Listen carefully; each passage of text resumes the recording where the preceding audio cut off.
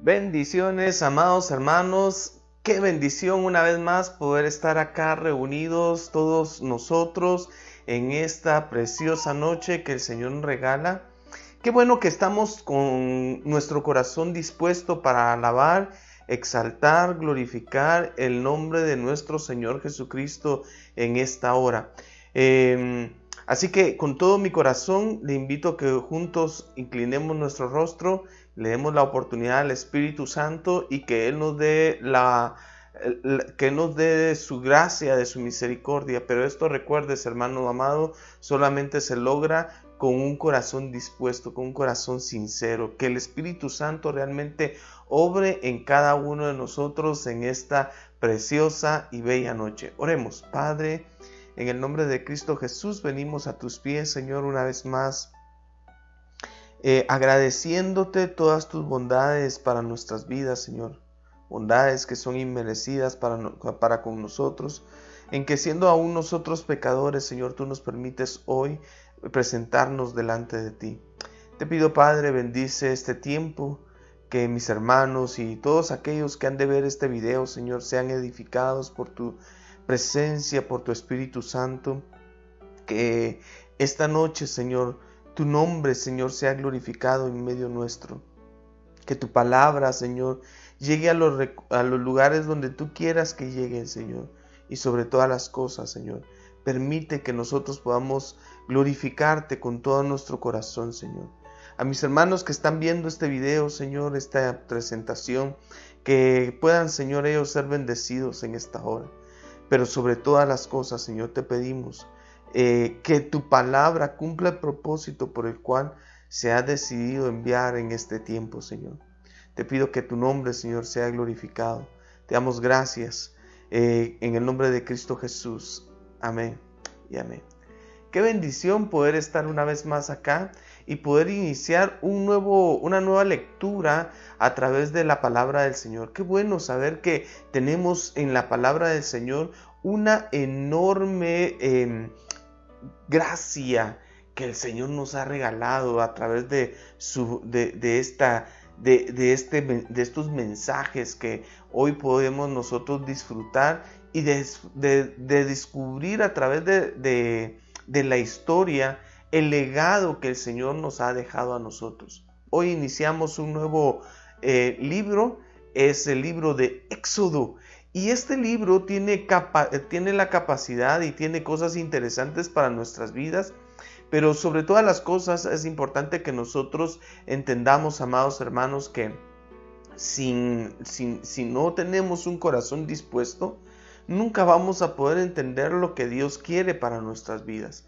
Hay tantas cosas que la palabra de Dios quiere hablarnos y nosotros por el espacio, por el tiempo, tampoco podemos venir y exponerlas todas, por lo cual queremos en esta hora que por lo menos la lectura llegue a nuestros corazones. Recuérdese que es una lectura expositiva, es decir, no estamos queriéndole meter al libro cosas que el libro quiera decir o que nosotros queramos decir.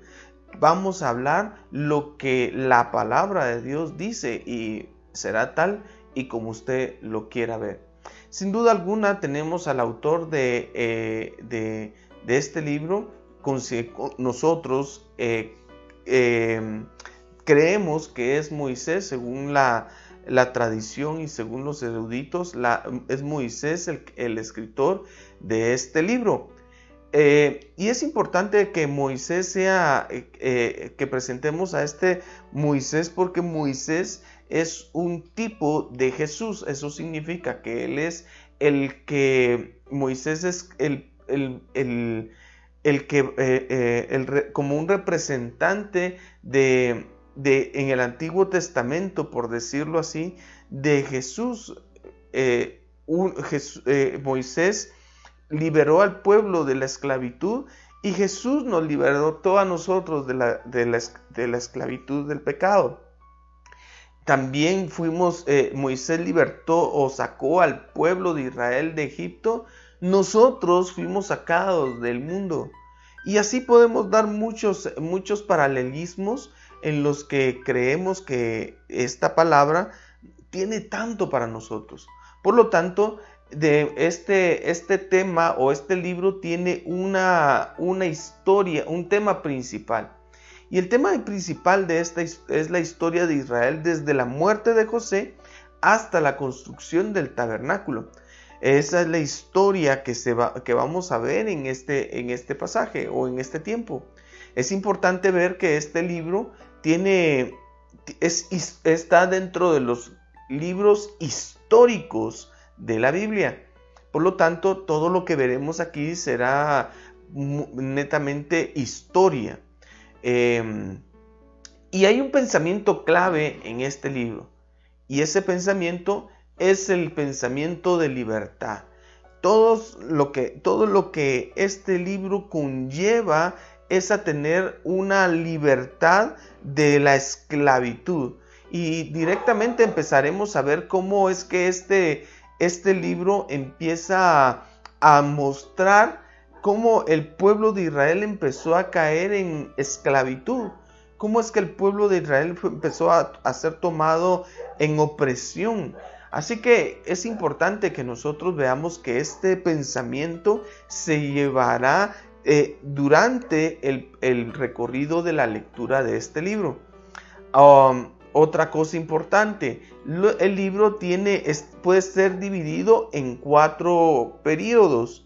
El primer periodo es el periodo de la esclavitud. Ese periodo es un periodo muy fuerte para el pueblo de Israel. El segundo es el periodo de la libertad. Es un periodo en el que vemos cómo el pueblo de Israel empieza a ser libertado de la esclavitud del pueblo de Egipto. El tercer periodo es el periodo de la disciplina que Dios tiene que darle al pueblo de Israel, porque este pueblo constantemente se aparta de los caminos del Señor, porque en su concepción, de alguna manera, no conocen otro estilo de vida más que la esclavitud, y ellos en su mentalidad de esclavitud quieren mantenerse con el estilo de vida de esclavos. Eso no es posible mantenerse en esta parte. Así que leamos entonces lo que dice Éxodo capítulo número 1 y versículo número 1. Y note cómo inicia este pasaje. Dice: estos son los hijos de Israel que fueron a Egipto con Jacob. Note entonces que estos serán las 12 tribus, cada uno con su familia. El primero, Rubén; el segundo, Simeón; Leví y Judá; Isaacar, Zabulón y Benjamín; Dan, Neftalí, Gad y Asera. Todas las personas que descendieron con Jacob fueron 70 almas. Pero José ya estaba en Egipto. Es decir, estas personas que entraron a la tierra son 70 personas, son muy pocas en comparación al número de personas que saldrán de la tierra de Egipto. Verso 6. Y murió José. Nota entonces cómo el pueblo, o cómo la lectura, o cómo este libro empieza su narrativa. Termina en Génesis capítulo número 48 y continúa en este pasaje. Y termina exactamente exactamente donde termina el libro de Génesis.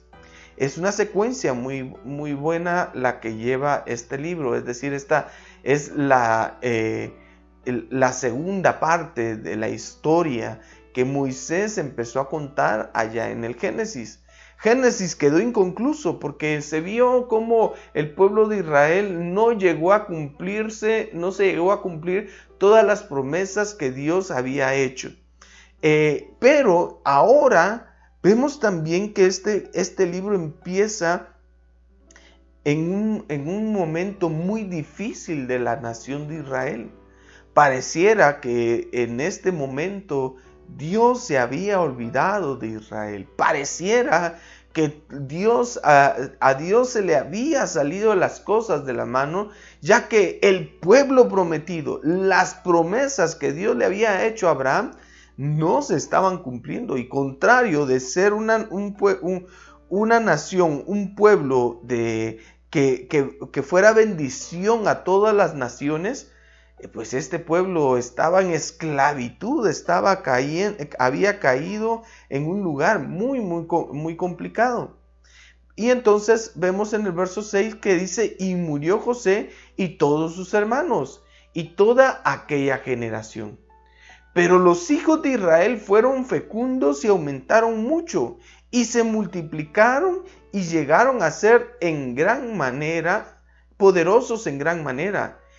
Y la tierra se llenó de ellos. Imagínese usted que la tierra de Gosén, donde ellos llegaron a morar, en teoría, en lo que pasaba la hambruna, en esa tierra ellos empezaron a multiplicarse a tal punto que estos hombres eran tantos que cubrían toda la tierra de Egipto. Extraordinario. Cómo Dios cumplió su promesa al decirle a Abraham que su descendencia sería como las estrellas del cielo. ¿No le parece a usted maravilloso? ¿Cómo Dios cumple sus promesas de las maneras menos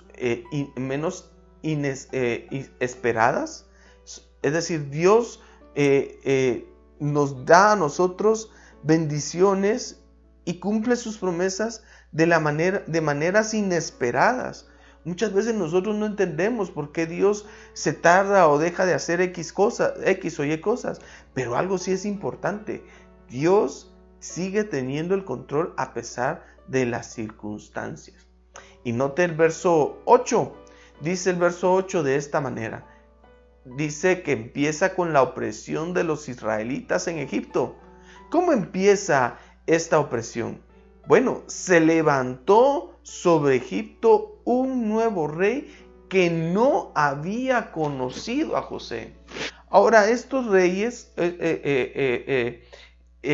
eran establecidos, no eran monarquías como lo que nosotros conocemos en este tiempo. Eran reyes que se tomaban de habitantes del desierto y ¿cómo se llama? Y por eso es que se levanta un rey de Faraón que no conocía la historia de José. Y es interesante, hermanos amados, también que si nosotros no conocemos la historia, tendemos a repetir los mismos errores del pasado. Por eso es importante estudiar la historia y por eso es importante este libro también. Porque vemos nosotros cómo la historia respalda las promesas de Dios para con Israel. Es importante mencionar que este evento de que se levanta un rey nuevo que no conocía a Israel, no es un evento que surja al azar, es decir, no es algo que vaya que saber por qué pasó, ¿verdad? Es decir, no. Dios había establecido el tiempo que Israel pasaría en la tierra de Egipto. Dios había establecido el tiempo. Miren Génesis capítulo número 12 Génesis 15 del 12 al 14. Y sucedió que a la puesta del sol, un profundo sueño, dice, cayó sobre Abraham, y he aquí que el terror de una gran oscuridad cayó sobre él. ¿Sobre quién? Sobre Abraham. Y Dios le dijo a Abraham: ten por cierto que tus descendientes serán extranjeros en una tierra que no será suya, donde serán esclavizados y oprimidos por 400 años. Note entonces cómo Dios ya había prometido para este momento, cómo el tiempo que el Israel pasaría en la tierra de Egipto. ¿Cuánto tiempo había pasado exactamente desde que el pueblo de Israel entró a la tierra de Gosén o a Egipto hasta este tiempo? Exactamente habían pasado 400 años, hermanos. 1400 años desde que Dios había permitido que el pueblo de Israel entrara a la tierra de Egipto. Note entonces cómo el tiempo de Dios es tiempo perfecto. Y este es el evento de que este hombre se levantara, que este faraón se levantara, coincidía exactamente con lo que Dios había establecido. Es decir, a Dios no podemos, Dios no es tomado por sorpresa que se levantara un hombre como este. ¿Por qué? Porque mire lo que dice el verso 14. Mas yo, note cómo Dios prepara todo para que esto surja de la manera como lo veremos en la historia. Mas yo también juzgaré a la nación a la cual servirán, y después saldrán de ahí con grandes riquezas. ¡Wow!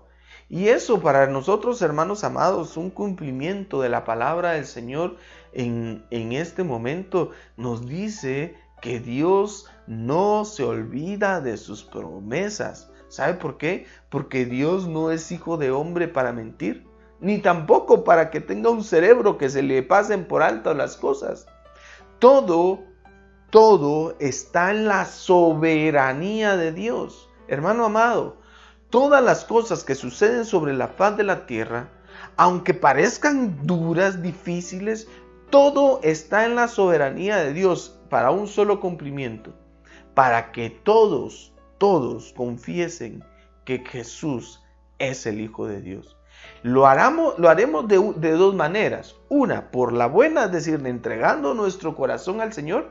Y la segunda, diciéndole al Señor, Señor, reconocemos que eres el Hijo de Dios, pero es demasiado tarde.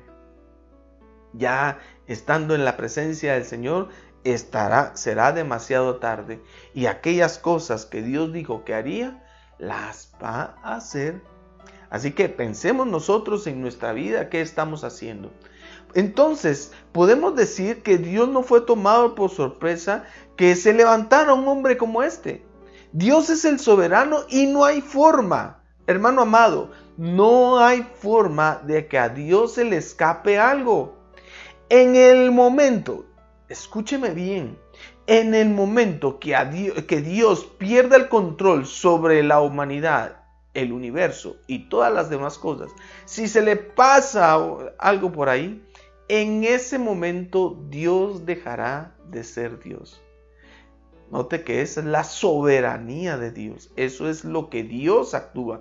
Eso es como Dios es. Nuestro Dios gobierna el universo. A veces dicen que Satanás tiene alguna influencia sobre la tierra y la tiene. Pero hermano amado, nada puede hacer Satanás si no le fuese permitido en los cielos. Así es. Dios y Satanás está sujeto a Dios. Y nada puede hacer Satanás si no es con permiso de Dios. Veamos el versículo 9.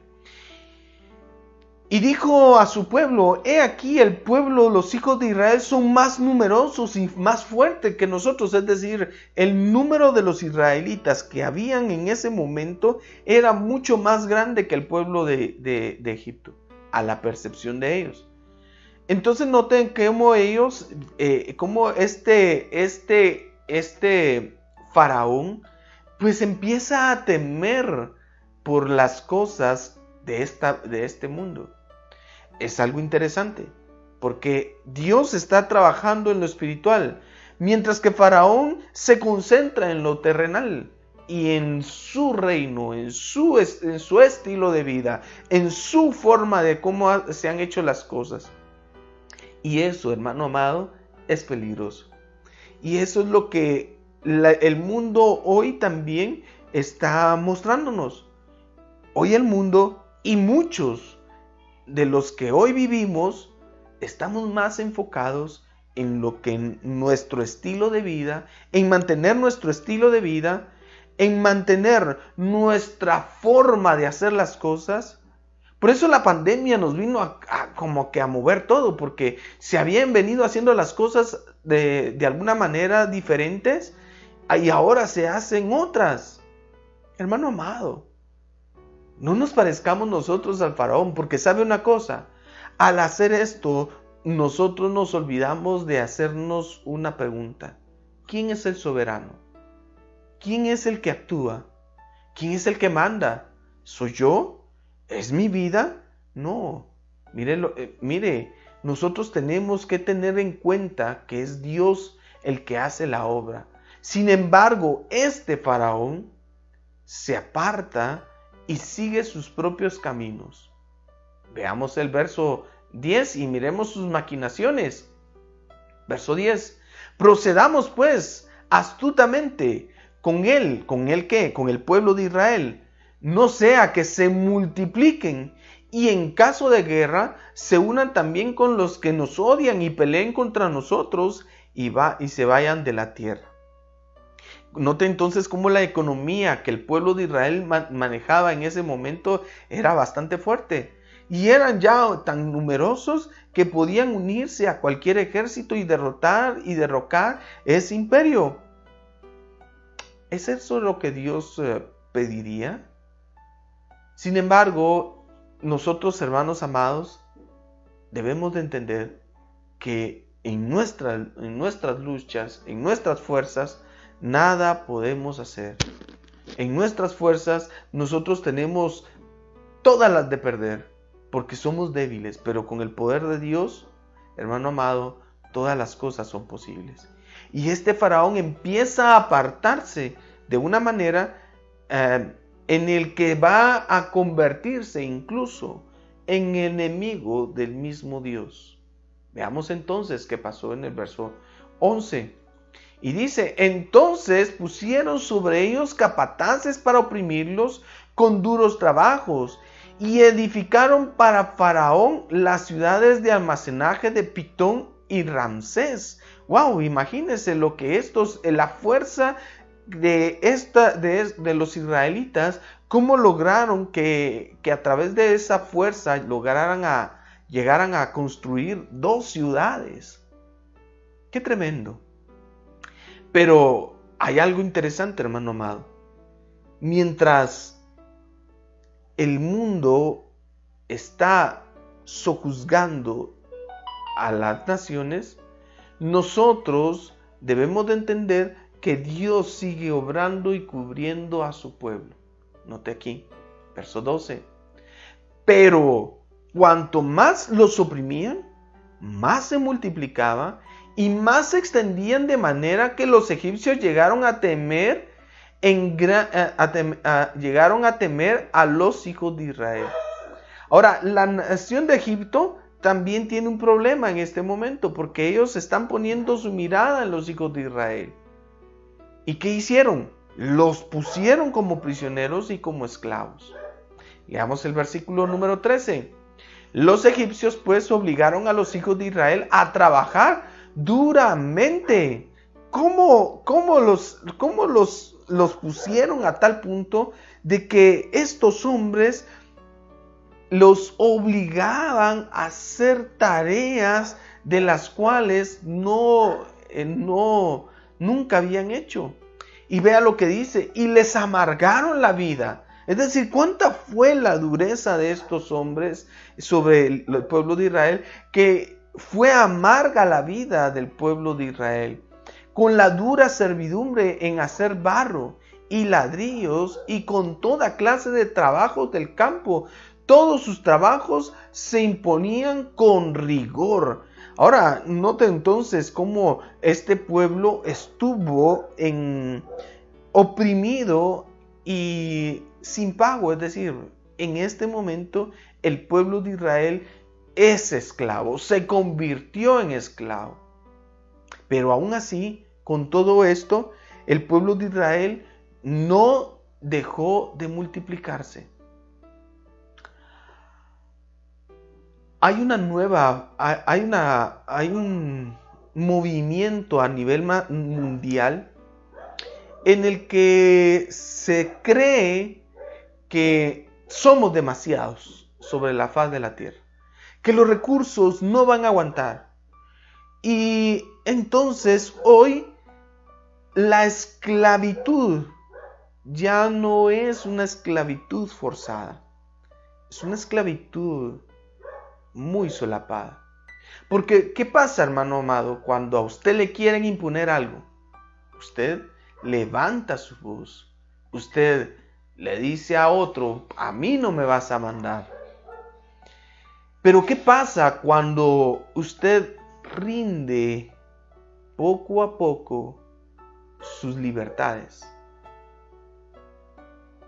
Usted va cediendo a ciertas cosas.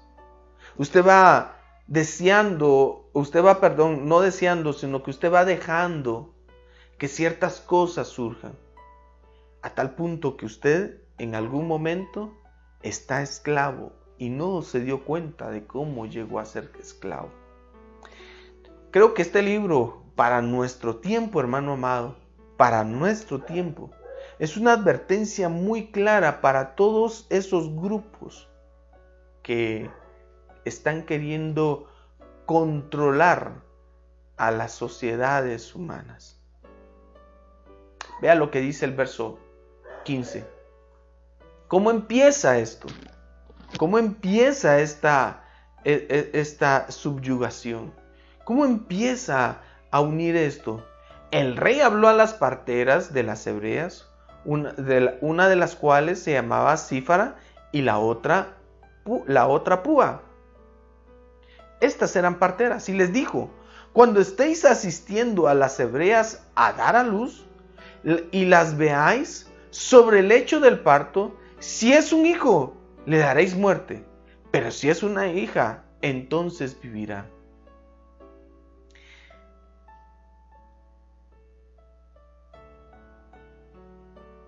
¿No le parece a usted algo similar al día de hoy? Hay un movimiento que está queriendo destruir la familia, el hombre o el patriarcado y a los niños. ¿No le parece algo similar? Pero ¿sabe cómo lo están haciendo? Cambiando ciertas cosas, cambiando el lenguaje, cambiando ciertos pensamientos para que usted sea más inclusivo. Es peligroso lo que está sucediendo el día de hoy, hermano amado, porque esto es algo que nosotros debemos de recordar. Y este pueblo llegó a ser oprimido a tal punto que este pueblo empezaron a matar a sus niños. Vea lo que dice el verso 17. Pero las parteras temían a Dios y no hicieron como el rey de Egipto les había mandado, sino dejaron con vida a los niños. Y es que, hermano amado, si hay algo interesante es que en este tiempo o en todos los tiempos, lo importante es que haya gente temerosa de Dios. ¿Qué es la palabra temeroso? Ser temeroso. La palabra temeroso es ser respetuoso y obediente. Cuando nosotros vemos que estas parteras temían a Dios, estas personas tenían el temor de Dios, es decir, respetaban y obedecían a Dios. Nosotros los cristianos somos personas que debemos de respetar y respetamos, amamos, servimos y seguimos a nuestro Dios. Y todo lo que el mundo diga, para nosotros no podemos cumplirlo. ¿Por qué? Porque nosotros somos temerosos de Dios. Somos temerosos de Dios. amamos a Dios. Óigame, nosotros no juzgamos a nadie, es decir, nosotros no condenamos a nadie, porque ¿quién es el hombre? ¿Quién es el cristiano? ¿Quién es el hombre que está allí con la palabra de Dios? ¿Quién es para juzgar? ¿Quién es para condenar? Nadie. Pero sí hay uno que juzga y condena, y ese es Dios. Y aunque nosotros querramos ocultar esto, no podemos. No podemos ocultar el sol. No lo podemos ocultar. Porque el sol está en lo alto y brilla. Hermanos amados, nosotros no podemos ocultar las verdades de Dios. Amigo, nosotros no tenemos nada contra las personas que están en pecado. Yo soy pecador. Muchos de los que estamos aquí viendo esta transmisión somos pecadores también, pero hay una diferencia. Nosotros hemos sido comprados y redimidos por la sangre de Cristo.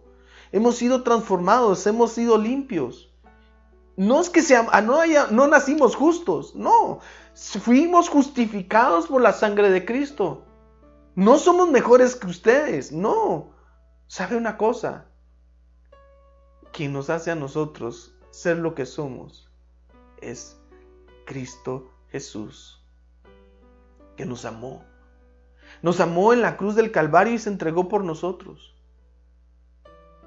Así que perdónenos, porque somos temerosos de Dios. Y si por esto tenemos que sufrir nosotros persecución o tenemos que seguir a esclavitud o cosas por el estilo como le pasó al pueblo de Israel, no importará, porque mayor es Dios que cualquier gobierno de este mundo. Y Dios juzgará a los vivos y a los muertos. Así que, hermano, amigo, tenga usted en consideración esto para que usted no tenga que presentarse delante de Dios diciendo, yo no sabía, a mí nadie me dijo. Sí, se está hablando y hoy llega esta palabra hasta los más rincones más profundos de los hogares y del mundo. Si lo escuchan o no lo escuchan, ya no es responsabilidad nuestra. Se está predicando a Cristo Jesús y se está enseñando que Dios viene a juzgar a los vivos y a los muertos. Miremos el verso 18. Y el rey hizo llamar a las parteras y les dijo, ¿por qué habéis hecho esto y habéis dejado con vida a los niños? Respondieron las parteras al faraón, porque las mujeres hebreas no son como las egipcias, pues son robustas y dan a luz antes que la partera llegue a ellas. Así estas mujeres lograron evadir aquello que por ley se les había impuesto. Hermanos amados, nosotros honramos a nuestros presidentes, honramos las leyes, respetamos las leyes. Es más, vamos allá, mucho más allá de lo que las leyes nos enseñan y nos rigen. Pero una cosa, hermano, si la ley va contraria a la ley de Dios, discúlpenos, tampoco podremos obedecer esas leyes. Perdón, ¿qué podemos hacer nosotros? ¿Quién es mayor? ¿A quién debemos obedecer nosotros? ¿A Dios o a los hombres? Y sin duda alguna, nosotros le damos al César lo que es de César y a Dios lo que es de Dios. Así que el versículo 20 nos dice, y Dios favoreció a las parteras, y el pueblo se multiplicó y llegó a ser poderoso. Y sucedió que por haber las parteras temido a Dios, Él prosperó sus familias. Y esto es extraordinario para mí, porque el que honra a Dios será honrado por Dios. El que honra a Dios será honrado por Dios. El que niegue a Dios será negado por Dios. Así que ¿Qué hará usted? ¿Cómo se comportará usted? ¿Cuál será? ¿Qué será lo que usted haga? ¿Seguirá a Dios? ¿Buscará a Dios? ¿Estará con Dios? ¿O dejará esta palabra pasar por alto? Esta historia, recuérdese, es historia. Y es una historia para que nosotros no cometamos los mismos errores que ya se cometieron en otro tiempo. El rey, el faraón, está cometiendo errores. El mundo, Egipto y sus reyes y sus nuevos gobiernos están cometiendo graves atropellos contra la gloria de Dios. Y créame, mi Dios no es un Dios muerto. Mi Dios está vivo y viene a juzgar a vivos y a muertos. Por lo tanto, arrepiéntase. Arrepiéntase en este tiempo, en el tiempo que Dios nos ha dado a nosotros para arrepentirnos. Vean lo que dice el verso 21. Entonces Faraón ordenó a todo su pueblo diciendo: todo hijo que nazca lo echaréis al Nilo, y toda hija la dejaréis con vida. Hoy también se está sacrificando a niños, echándolos no a un río. Bueno, estos los ofrecían a sus dioses, a su dios Nilo. Hoy nuestros niños, nuestros bebés, nuestros no nacidos, los que no tienen voz, los que no se pueden defender, están siendo echados a la basura.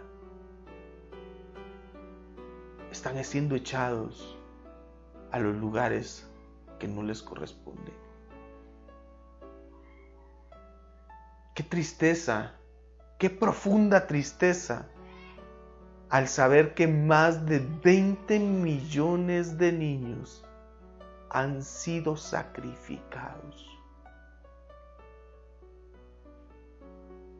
Es una tristeza profunda. Y hoy las mujeres están buscando que se les apruebe y que se les dé libertad de poder abortar cuando ellas quieran. Y lo digo abiertamente, sin temor, porque eso es un pecado delante de Dios. Están matando a un niño. Es una criatura de Dios. Un inocente.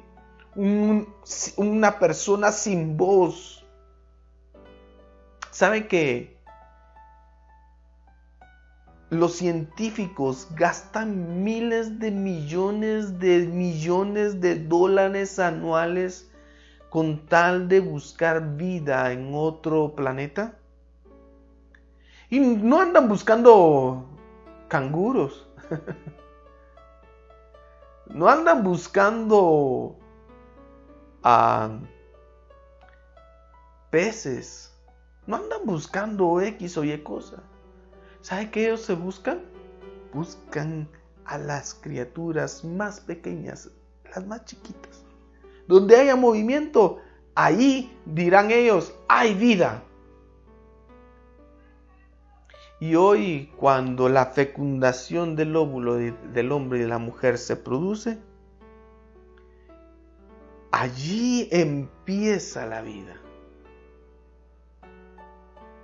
Y la gente hoy le dice, no, ese es un cúmulo ese es un cúmulo de células. Eso no es vida.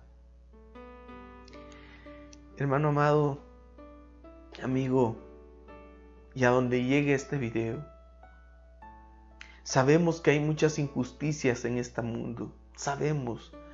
Entendemos que hay violaciones y que hay embarazos no deseados. Pero ese niño no tiene la culpa. Ese niño, ese bebé que está ahí, tiene vida.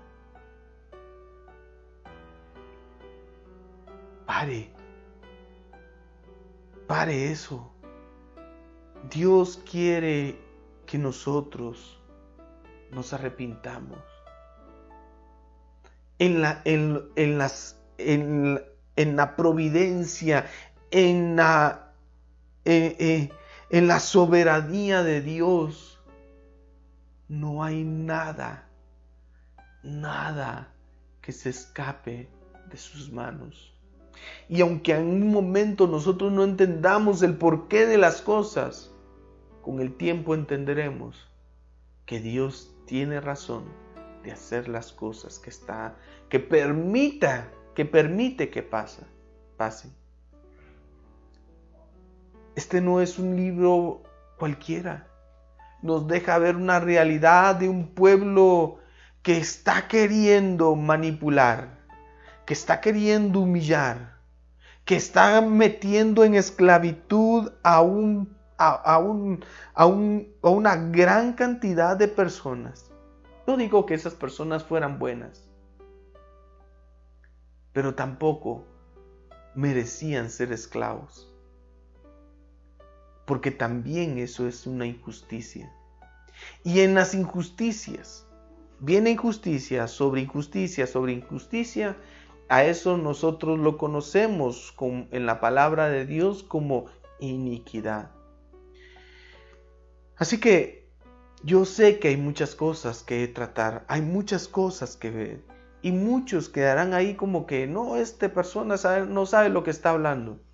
Pero créame que lo importante de aquí, de nosotros, es de glorificar y exaltar el nombre de nuestro Señor Jesucristo. Dejamos en este momento la lectura en un momento muy oscuro. Dejamos la lectura en un momento muy malo. No hay una esperanza en este momento, no hay una situación en la que se pueda librar. Pero aquí no es el fin de la historia.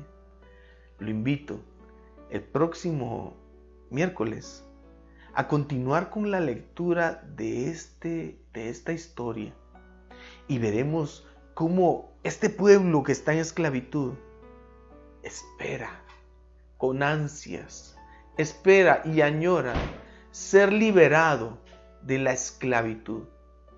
Así como también los cristianos añoramos ser liberados de este mundo pecaminoso. Ciertamente el pecado está sobre el mundo, pero ¿sabe algo importante? El mundo no se quiere arrepentir. Por lo tanto, es importante que nosotros nos volvamos a Dios en este tiempo. Oremos. Amado Padre, esta lectura que nosotros estamos viendo en este momento es una lectura, Señor, muy difícil. Muy difícil porque estamos cometiendo los mismos errores como sociedad, Señor. Perdónanos, Señor, perdónanos, límpianos. Perdona al mundo, Señor, por los pecados, las iniquidades, por aquellas cosas que se están cometiendo en los secretos, Señor, y que ahora también quiere hacerse público. Padre, perdónanos. Y líbranos, Padre, de todo este pecado, Señor. Señor, libra a Guatemala, Señor. Yo sé que Guatemala está en una batalla espiritual en que las huestes del maligno quieren que nos volvamos a cosas pecaminosas, malvadas, Señor, pero permite que Guatemala se mantenga firme en tus promesas, Señor. Que confiemos, Señor, que aunque padezcamos tribulación, lucha, aflicción, Señor, tú sigues teniendo el control. No dejes, Señor, no dejes de cumplir tus promesas en nosotros. Y ayúdanos a poder salir adelante, Señor, sobre este tiempo, Padre. Que tu nombre, Señor, sea glorificado en todo este tiempo, Señor. Que tu iglesia, que tus hijos, los que proclaman ser tus hijos, se levanten, Señor, y que con valor proclamen, Señor, tu evangelio, las buenas nuevas de salvación, y que todos podamos arrepentirnos a tus pies. A ti sea la gloria por los siglos de los siglos. Amén. Hermano amado, lo espero la próxima semana en este mismo medio y en este mismo horario para continuar la lectura de esta historia, y veremos cómo el desenlace de esta historia es maravilloso y grande. Que Dios me lo bendiga, pero sobre todas las cosas, que el Señor esté con usted en todo momento y en toda hora. Es mi oración y mi petición. Que la paz del Señor quede con usted, en el nombre precioso de mi Señor Jesucristo.